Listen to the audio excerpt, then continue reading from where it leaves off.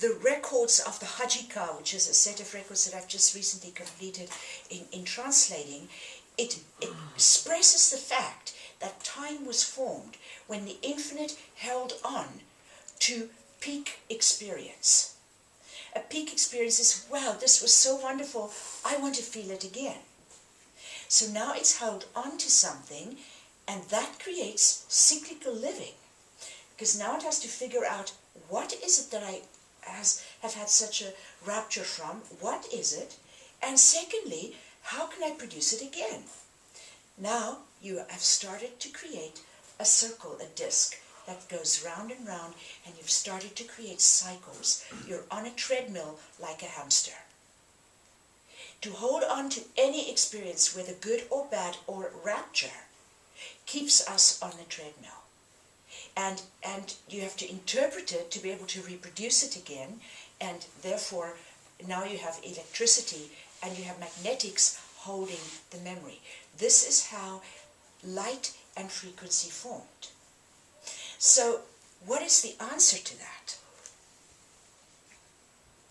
The answer is a most profound concept, and that is that there is nothing to know.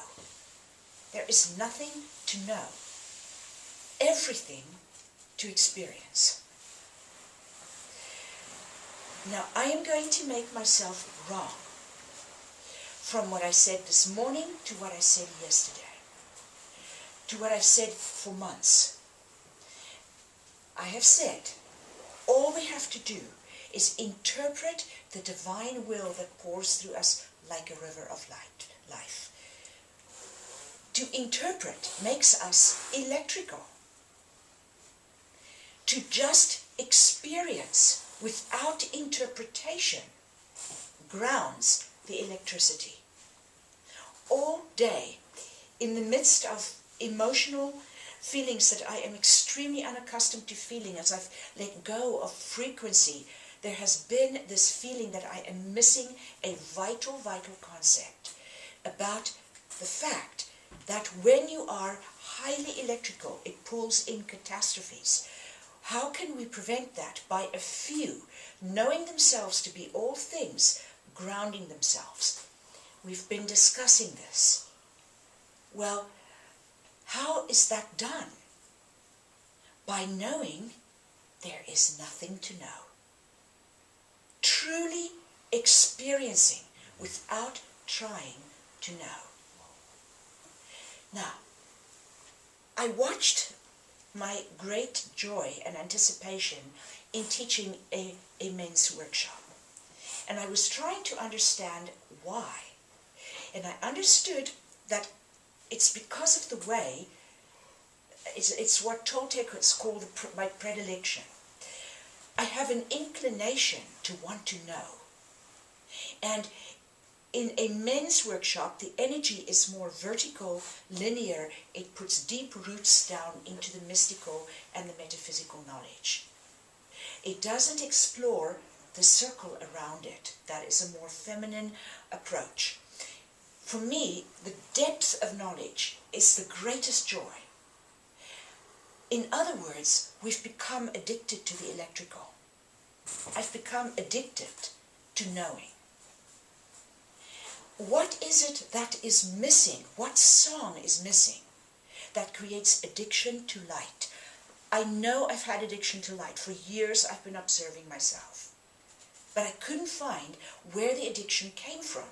Because, you see, if addiction is there, there's a part of your own being that you're not expressing. Addiction is something that simply comes to fill the gap of an unsung song in you. It is the childlike, innocent wonderment at the moment's experience. That is what I'm not singing. For instance, this afternoon, we had wonderful experiences. We had trauma release, we had the Bhavasvata initiations, we had the vast walk on the beach. This morning was a very magnetic based. So what do? This evening, I want to make it cerebral based. Because I want to give you a smorgasbord of things. I want to give you also the deep insights, the knowingness. we're addicted to light and the need to know. And in many classes where I've tried to introduce more experiential and less feeding of knowledge, I've had people say, this class just wasn't the same. Because they didn't get their junkie fix of light, which is knowledge. And so, not only me, but my classes, everywhere I look, light workers are addicted to light. So, the experience of things without having to know why or where it came from needs to be supplanted or replaced by the effortless, spontaneous experiencing of the wonder of existence. We don't analyze, we just live. Because we don't even ask, which is the divine will? When we are incapable of making mistakes, we can do nothing but the divine will. How can anything make itself so arrogantly big that it thinks that it can possibly do anything other than what the infinite is expressing? The guilt that people feel over mistakes that they've made will be gone when we truly realize it is arrogance that causes guilt. Can you imagine that? Because arrogance says, I can actually do something contrary to infinite will. There is, and will is not even it. Because will means that there's a plan. Only when we hold on to time, which is frequency, and space, which is light, when we want to relive peak experiences, or we want to do the if-onlys, and next time I'm going to do this better, and what if I do it this way? Only when we have those kinds of plans is there a loss of innocence. And the loss of innocence removes the wonder of the moment. And this is the next step when we live as beings that are not electrical nor magnetic.